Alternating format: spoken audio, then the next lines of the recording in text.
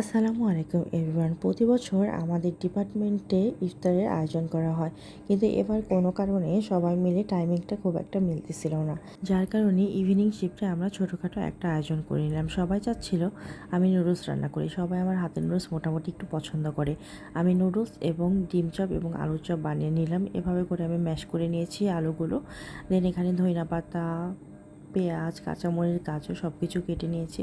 আমি 2 রকমের নুডলস দিয়ে আজকে নুডলসটা তৈরি করব। 2টা কোকোলা নুডলস এবং 2টা ম্যাগি নুডলস।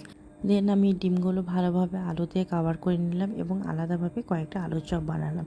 সবগুলো আমার ভাজা মোটামুটি শেষের দিকে। দেন আমি নুডলসটাও তৈরি করে নিলাম। বিশ্বাস করেন, ডিম চপগুলো এত মুচমুচে হয়েছিল, মনে হচ্ছিল না যে আমি বানাইছি।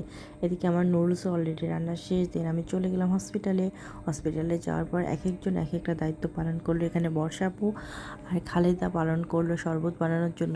আপুর হাতে শরবতটা খুবই মজা ছিল। সময়ের স্বল্পতার কারণে খুব বেশি আইটেম করতে পারিনি, বাট যা করছি আলহামদুলিল্লাহ অনেক ভালো ছিল। এখানে কয়েক ধরনের ফ্রুট ছিল, প্লাস হচ্ছে হালিম ছিল। হালিমটাও অনেক মজা ছিল। সব কিছু মিলে আলহামদুলিল্লাহ অনেক ভালো আয়োজন হয়েছে আমাদের। ধন্যবাদ সবাইকে। সবাই অনেক কষ্ট করেছে, বিশেষ করে রাকিব, ফয়সাল, উষা, নাইমা আপু, শারমিন আপু সবাই মিলে অনেক কষ্ট করেছে। থ্যাংক ইউ সো মাচ, সবাইকে অনেক ধন্যবাদ। এদিকে তাপস সবাই মিলে বসে খাওয়া দাওয়া করতেছিল, আলিম ভাই মোনাজাত করতেছিল, হিমাংশু ভাইও আমাদের সাথে ছিল। সব কিছু মিলে আলহামদুলিল্লাহ সব ভালো গেছে। ইনশাল্লাহ আবার ট্রাই করবো এরকম একটা আয়োজন করার।